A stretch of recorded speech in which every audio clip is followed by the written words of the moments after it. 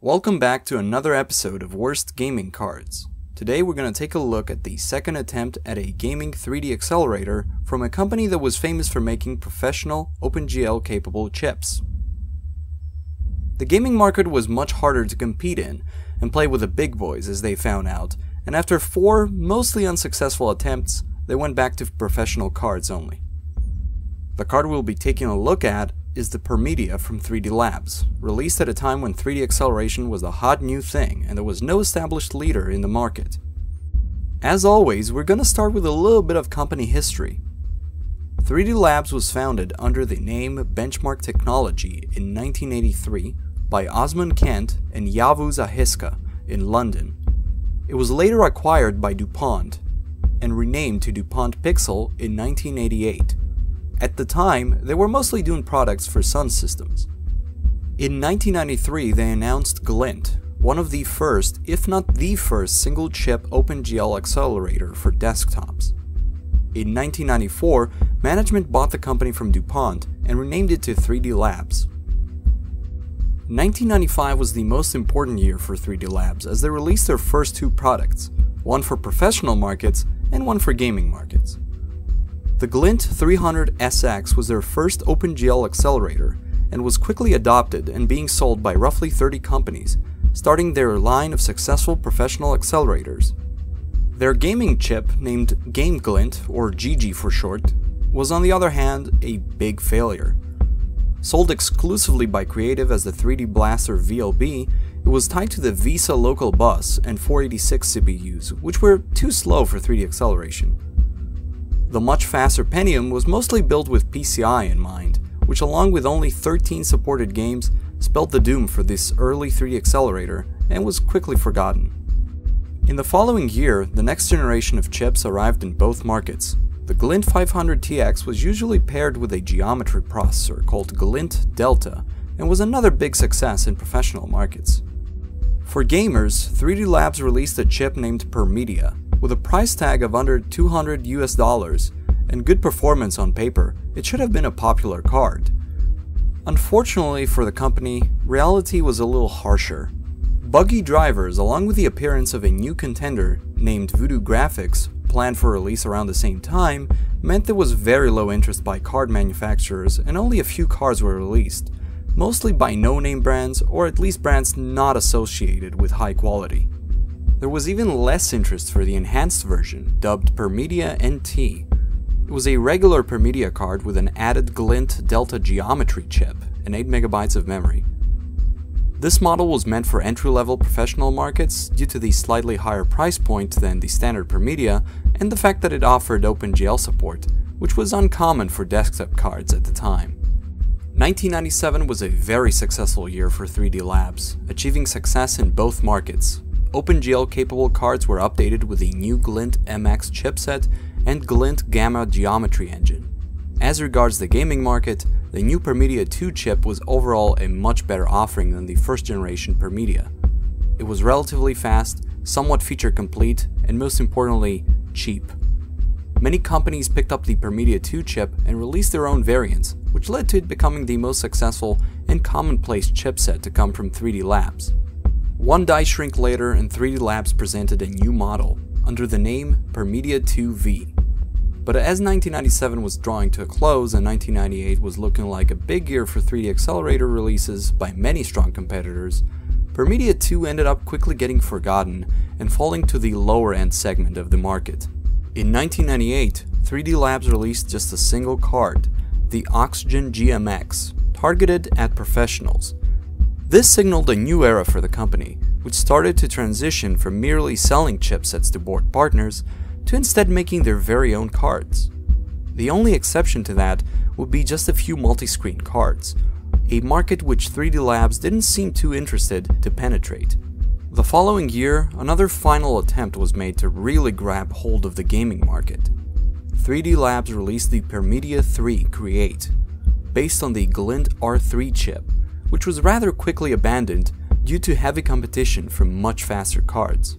The Glint R3, however, also saw usage on professional models, such as the Oxygen VX1, GVX1, and the dual monitor capable GVX210, which had far greater success than their gaming counterparts. The year 2000 saw great strategic shifts within 3Dlabs.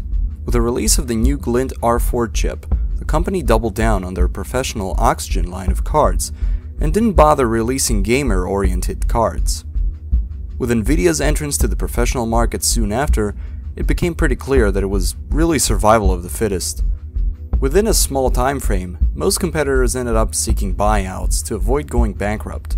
3Dlabs acquired Intense 3D, the graphics division off of Intergraph, responsible for the high-end Wildcat cards.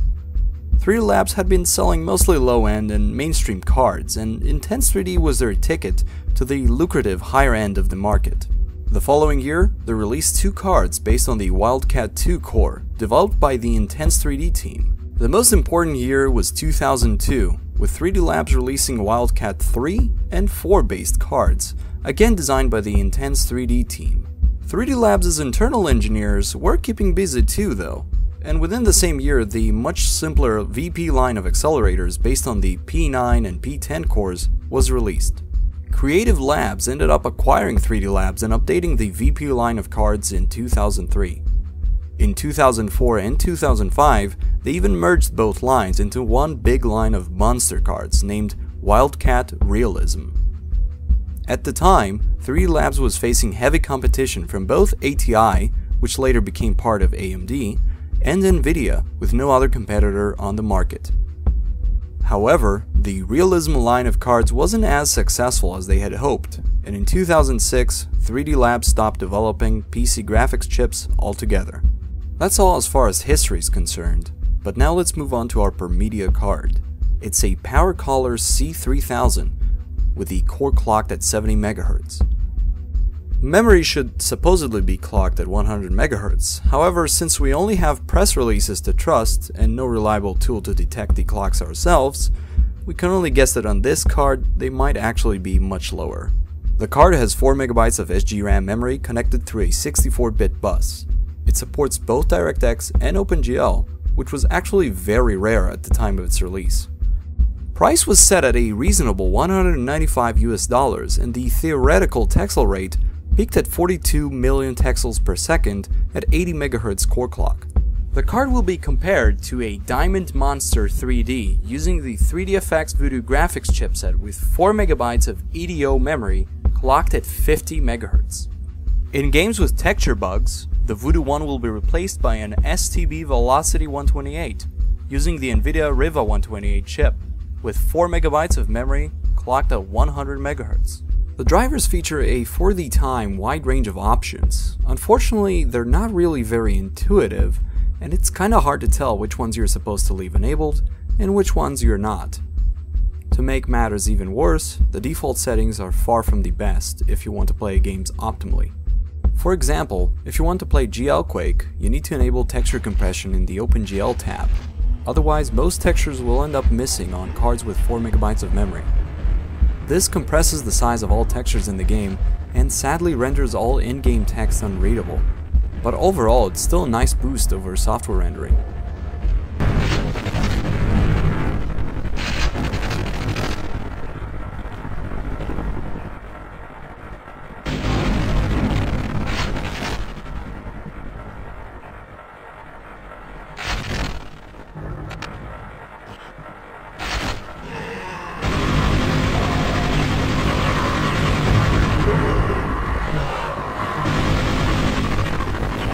Final Reality reveals that some basic hardware features are missing. Even worse for image quality are the absent alpha blending modes. You'll also need to set 8-bit RGB textures on in the drivers for the card.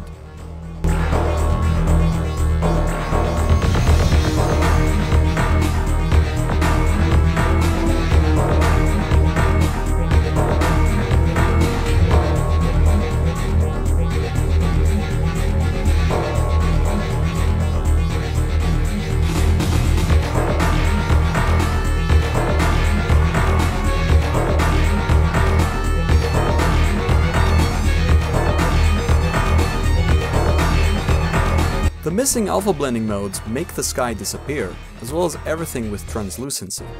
Despite this, the frame rate is really low compared to Voodoo 1.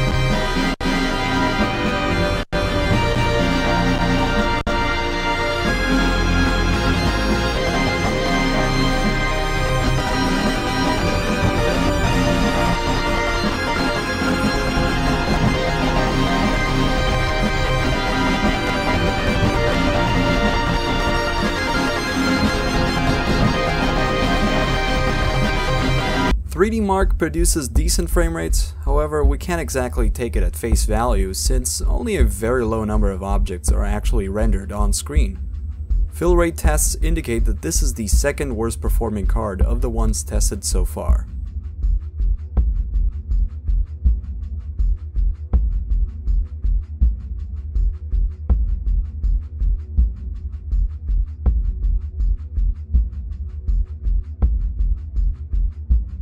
The Tomb Raider 2 demo, apart from having a bit washed out colors, actually looks quite good. Sadly, it looks like someone enabled wall hacks. Some objects like the chopper here and the water texture can be seen through walls.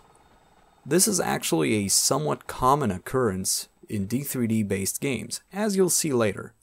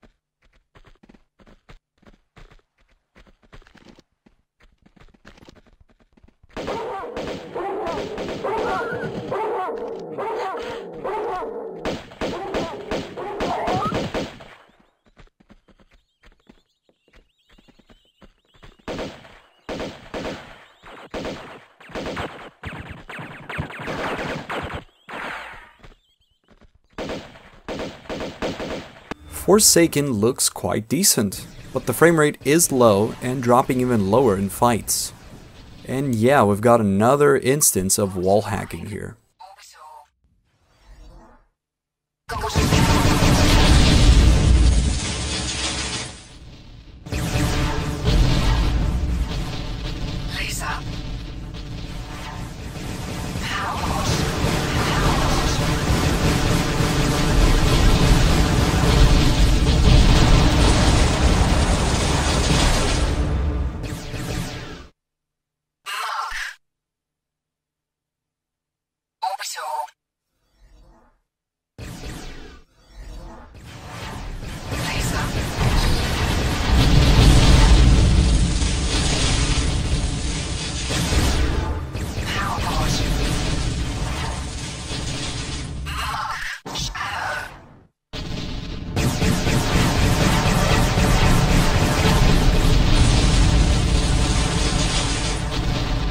Carmageddon 2 is too slow to be playable. Also, objects visible through walls can be distracting.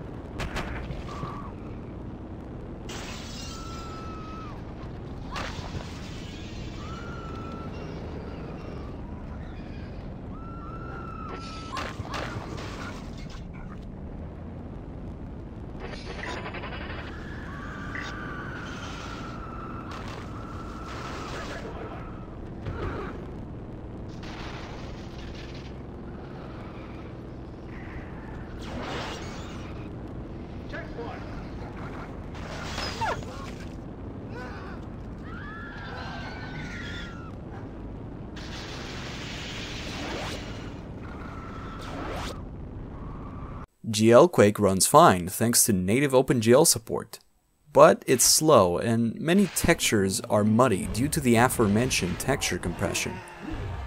Even with this driver hack enabled, some texture issues persist, as you will see in the second level. Missing blending modes also hurt the visuals, especially when looking at explosions.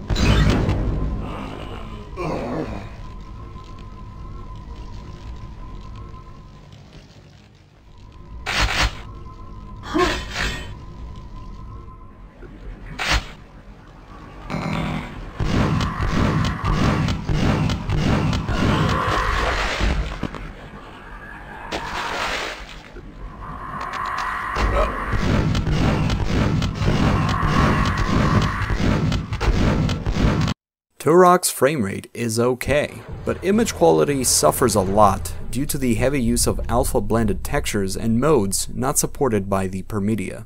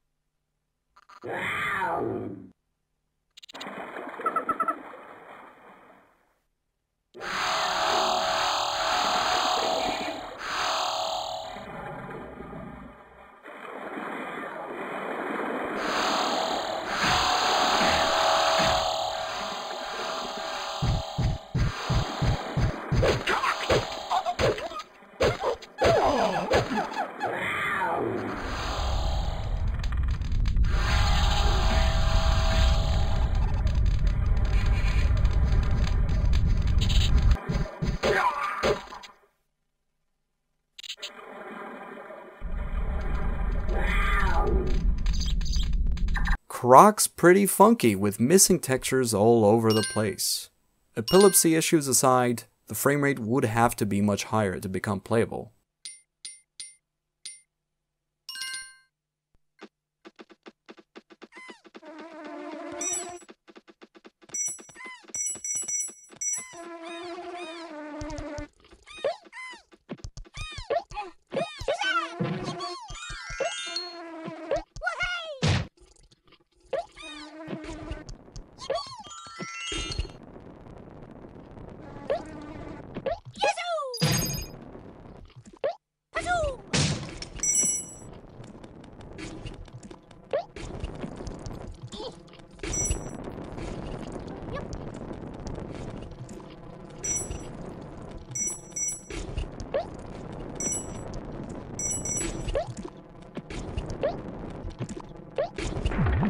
Incoming isn't much slower than it is on a Riva 128, and explosions look fine too. However, image quality suffers greatly by what appears to be some form of stippling, which also happens with Matrix Mystique cards. Oh, the chopper is flying without rotor blades too.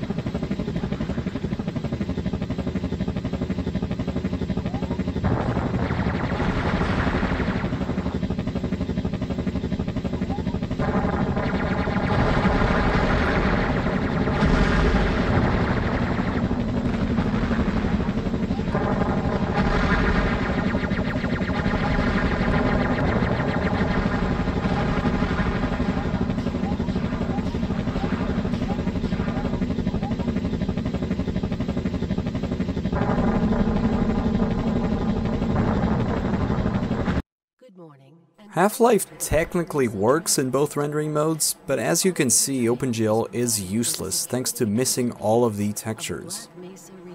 Direct 3D looks much better, but it's still far away from reference image quality. Also, that wall hack issue is very prevalent in this game.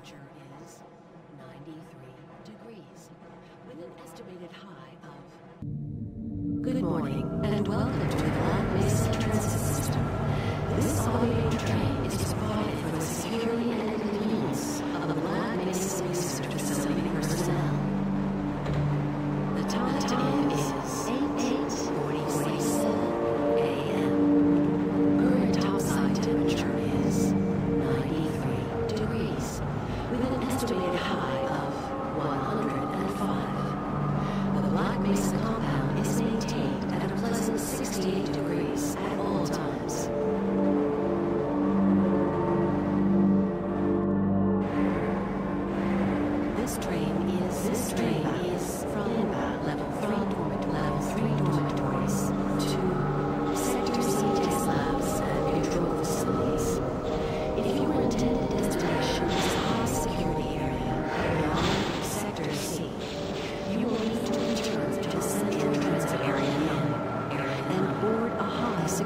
trace. If you have not yet submitted your identity to the retinal clearance system, you must report to Black Mesa personnel for processing before you will be permitted into the high security branch of the transit system. Warhammer Dark Omen is a fine example of an early 3D strategy game that's playable on almost every card that came out at the time. The Voodoo one once again produced texture issues because of the fast CPU we paired it with, so it was replaced by a Riva 128 instead. It manages to hit 30 FPS most of the time, rarely achieving 60 FPS even. Remember, this is using double buffered VSync. Permedia unfortunately never exceeds 20 FPS, and sometimes you get translucency errors on the units. Target received. Charge! Bismillah. Forward. Open fire!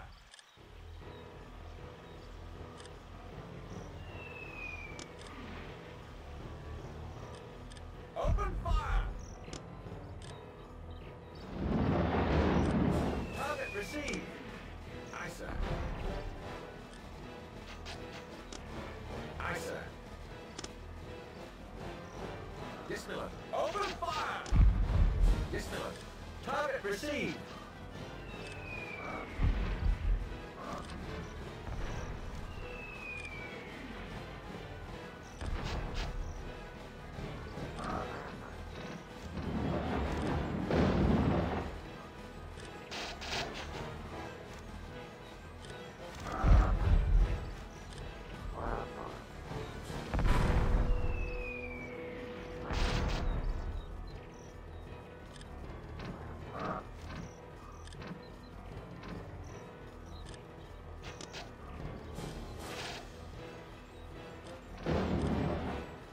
Hold fire!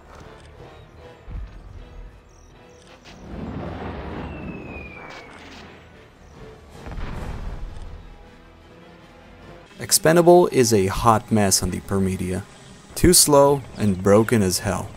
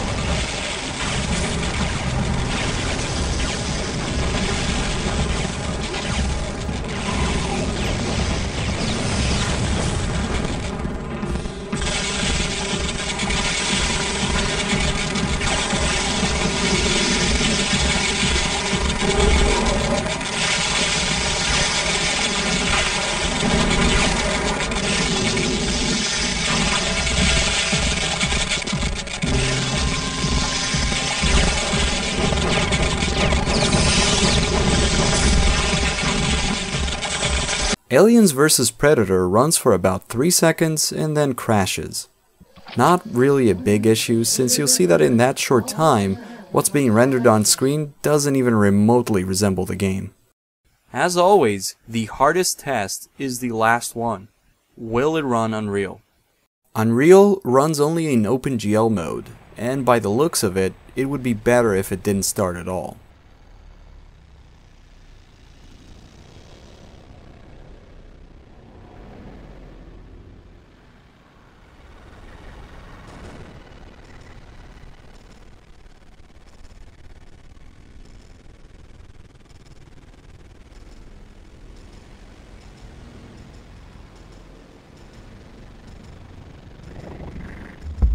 Finding many positives to talk about will prove very difficult this time round. The Permedia is faster than an S3 Verge 325, and in general, as far as performance is concerned, it hangs in the middle compared to other cards of its time. OpenGL support is very unusual though. Sadly, it's just not fast enough for 640 to 480 resolutions. Most games would need about 10 more frames per second on average to approach competing cards. The lack of alpha blending modes causes missing transparency in most games. Also, Most Direct3D games in first person suffer from issues with objects getting rendered through walls. OpenGL support is unusual, like we said, however it's counterbalanced by memory-hungry drivers, so most games become unplayable on cards with 4 MB of memory. Retro gamers shouldn't worry, however, since the card is quite rare, so there's a fairly limited chance that you'll manage to handicap your retro PC with the Permedia. We award this card with 2 stars, mostly due to the fact that performance is one step above garbage territory. The list of things going against it, however, is just too long, so it mostly serves as a curiosity. That's all for today. Thanks for watching, and as always, you can now watch the demo of 3D Mark 99 rendered on the Permedia. Or at least all the footage we managed to get before it caused a system freeze.